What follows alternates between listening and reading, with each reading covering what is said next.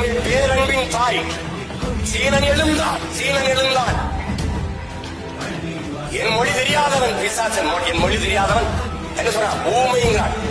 Arabian எழுந்தான், என் மொழி தெரியாதவன் பிசாசு என்றான். ஆங்கிலேயன் எழுந்தான், என் மொழி தெரியாதவன் அநாகரிகமானவன் என்றான்.